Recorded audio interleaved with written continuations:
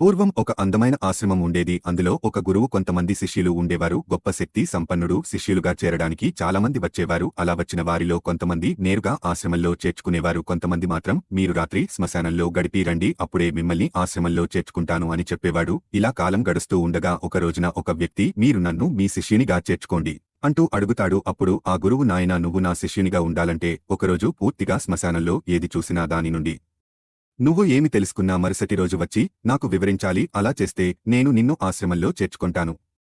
గురువుగారు, మధ్యాహ్నం అయితే పర్వాలేదు, కానీ రాత్రి సమయంలో శ్మశానంలో ఉండటం మంచిది కాదు అని అంటారు. అప్పుడు ఆ గురువు, ఎందుకు మంచిది కాదు, రాత్రి ఏం జరుగుతుంది అని అడుగుతాడు. అప్పుడు ఆ శిష్యుడు, గురువుగారు, రాత్రి సమయంలో శ్మశానంలో భూతాలు ఉంటాయి, అవి నన్ను ఏమైనా చేయవచ్చు నాయనా, మరి నువ్వు ఎప్పుడైనా భూతప్రేతాలను చూసావా? శిష్యుడు, లేదు, చూడలేదు, కానీ నేను విన్నాను, కొంతమందికి ఆ సమయంలో వారు వింతగా ప్రవర్తిస్తారు అని నేను విన్నాను. పోవాలి కదా, అందువల్ల నువ్వు ఒక పగలు ఒక రాత్రి అక్కడే ఉండి చూడు, ఆ తరువాత ప్రేతాలు ఉన్నాయా లేవా అనేది నువ్వే వచ్చి చెప్పు. ఒకవేళ కనబడితే వాటిని అడిగి వాటి వివరాలు తెలుసుకో. అవి ఎలా ఉంటాయి, అవి ఏమిటి అనేది తెలుసుకో. లేకపోతే ఉంది కదా భూత ప్రేతాలు లేవని, అందువల్ల నువ్వు మాత్రం భయపడకు. అక్కడ ఏమి జరిగినా మరుసటి రోజు వచ్చి ఇక్కడ చెప్పు, నీ ప్రాణాలు మాత్రం ఏ హాని జరగదు, రియల్గా వెళ్ళు అని అంటాడు.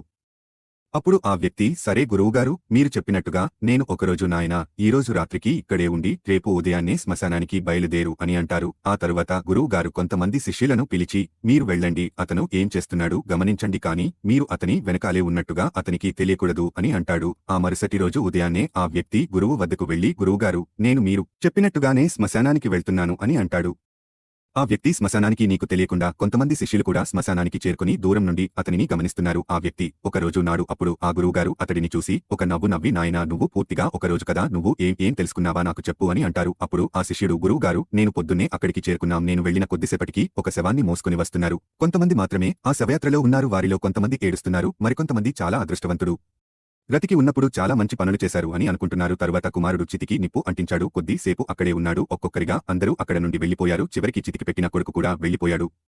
ఆ తర్వాత కొద్దిసేపటికే 2 శవయాత్రలు వచ్చాయి. దానిలో ఒకటి ధనవంతులది, దీనిని అందంగా ముస్తాబు చేసి తీసుకువస్తున్నారు, దాని వెనకాల చాలామంది వస్తున్నారు. ఇంకోటి పేదవాని, దీనిని సాదాసీదాగా తీసుకువస్తున్నారు. యాత్రలు చాలా తక్కువ మంది మాత్రమే ఉన్నారు. ధనవంతుడిది గంధపు చెక్కలతో పేర్చాడు, పేదవాడిది సాదాసీదా చెక్కలతో పేర్చారు. ముందుగా ధనవంతుని చితిని కాల్చారు, ఆ తరువాత పేదవాన్ని చితిని కాల్చారు. ఆ 2 చిత్తులు కాలుతూ ఉన్నాయి. ఆ తరువాత అందరూ అక్కడ నుండి వెళ్లిపోయారు, కానీ నేను మాత్రం అక్కడే ఉండి 2 చిత్తులను దీర్ఘంగా చూస్తున్నాను.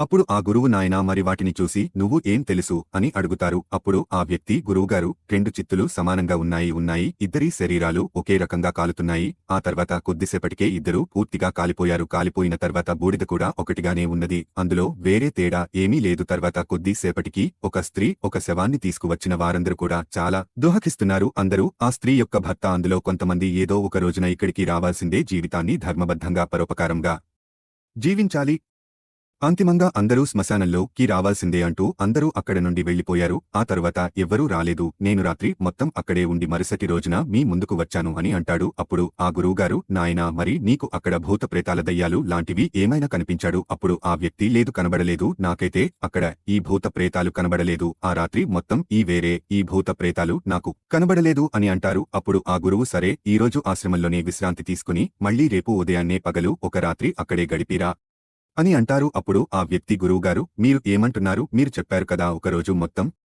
కష్టంగా ఉంది, నాకే తెలుసు, నేను మళ్లీ అక్కడికి వెళ్లాను అని అంటారు. అప్పుడు ఆ గురువుగారు, నాయనా, నువ్వు ఏదైతే అతి ముఖ్యమైన విషయాన్ని తెలుసుకోవాలి, నువ్వు ఇంకా తెలుసుకోలేదు, మళ్లీ ఒకరోజు అక్కడే ఉండు, ఈసారి అది నీకు తప్పకుండా తెలుస్తుంది. అప్పుడు ఆ వ్యక్తి సరే అని చెప్పి కొన్ని మరుసటి రోజు ఉదయాన్నే గురువుగారి పాదాలకు నమస్కరించి శ్మశానానికి వెళ్లిపోయాడు. అలా ఆ వ్యక్తిని పూర్తిగా ఒకరోజు పూర్తిగా శ్మశానంలో గడిపి వచ్చి గురువుగారి ముందుకు వచ్చి నిల్చున్నాడు. అలా నిల్చున్న ఆ వ్యక్తి కళ్లల్లో ఏదో తెలుసుకున్నాను అనే ఆనందం గురువుగారికి కనబడింది. అప్పుడు ఆ గురువుగారు, నాయనా, నువ్వు దీనికోసం అయితే అక్కడికి వెళ్లావు, దానిని పూర్తిగా తెలుసుకున్నావా అని అడుగుతారు. అప్పుడు ఆ వ్యక్తి, తెలుసుకున్నాను అని అంటాడు. అప్పుడు ఆ గురువుగారు, ఏం తెలుసు అని అంటారు.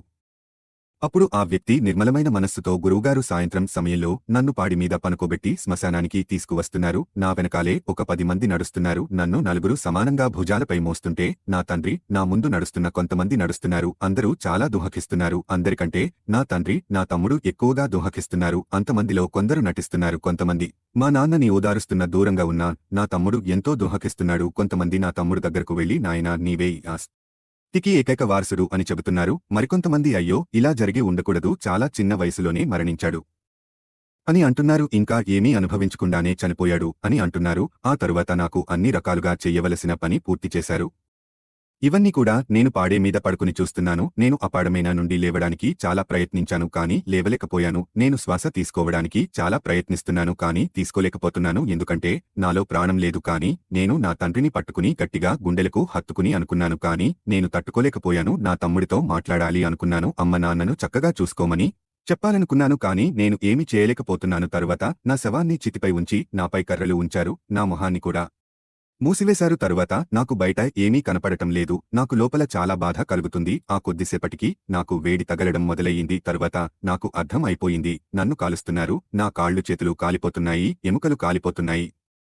మెల్లమెల్లగా అగ్ని ఎక్కువవుతుంది. అగ్నిలో నేను తప్పించుకోవడానికి చాలా ప్రయత్నిస్తున్నాను. నా వల్ల ఏమీ కావడం లేదు. చూస్తూ ఉండటం తప్ప నేను ఏమీ చేయలేకపోతున్నాను. ఎవరికి నేను అగ్నిలో పూర్తిగా కాలిపోయాను. ఆ రోజు రాత్రంతా కాలుతున్న నన్ను నేను చూసుకున్నాను. చివరకు అంతిమ రూపంగా నాకు బూడిద మాత్రం మిగిలింది. ఎంతో అందమైన నా శరీరం చివరకు ఒంటరిగా శ్మశానంలో బూడిద అయిపోయింది. అలా బూడిది చూస్తూనే ఆ రోజు రాత్రి అంతా గడిచిపోయింది. నాకు ఈ భయం కలగలేదు. తరువాత ఉదయాన్నే మీ ముందుకు వచ్చాను అని అంటారు. అప్పుడు ఆ గురువు ఒక నవ్వి నాయనా, ఇప్పుడు నా శిష్యుడుగా ఉండే అర్హతను సాధించావు. నీవు ఏదైతే తెలుసుకోవాలని నేను కోరుకున్నాను నీవు అది తెలుసుకున్నావు నాయనా. జీవితంలో ఒక్కటి మాత్రం గుర్తుపెట్టుకో, జీవితంలో ఏదీ శాశ్వతం కాదు, ఏదీ మిగలదో అని నీవు తెలుసుకున్నావు. శ్మశానానికి వెళ్లిన వ్యక్తి అయ్యో చివరకు అందరూ ఇక్కడికే రావాలి అని అనుకుంటారు. ఏదీ శాశ్వతం కాదు. కానీ శ్మశానం నుండి ఇంటికి రాగానే అన్నీ మర్చిపోతారు. మళ్లీ ఇంతకుముందు ఎలా జీవించారు అలానే జీవిస్తారు. వారిలో ఎలాంటి మార్పు ఉండదు. చెడు పనులే చేస్తారు, అధర్మంగా ఉంటారు, ధనం కోసం ఎన్నో తప్పుడు పనులు చేస్తారు. కానీ శ్మశానానికి వెళ్లగానే ఎంతో నీతిమంతులు లాగా ప్రవర్తిస్తారు. ఆయన నీవు